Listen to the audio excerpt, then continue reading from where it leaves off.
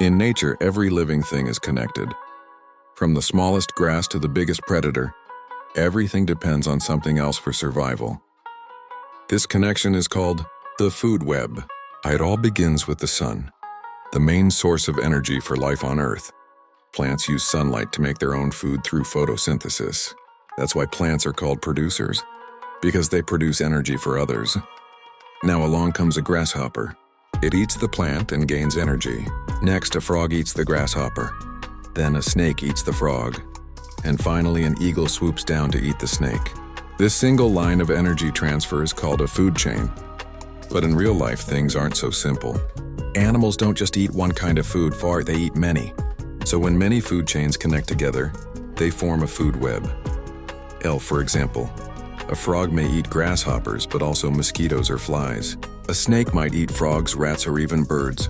And an eagle can hunt fish, snakes, or rabbits. All these connections make nature beautifully complex. In a food web, we have different levels and called trophic levels. Producers, plants, and algae that make food from sunlight. Primary consumers, herbivores, animals that eat plants.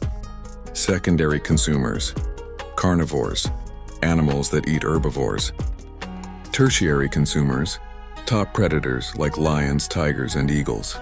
And when all living things die, decomposers like bacteria and fungi break them down, returning nutrients to the soil. Those nutrients help new plants grow, and the cycle begins again. Every creature, and no matter how small, plays an important role.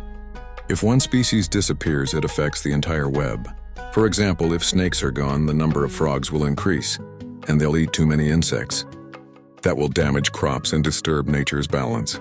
That's why scientists say destroying one part of nature weakens the whole system.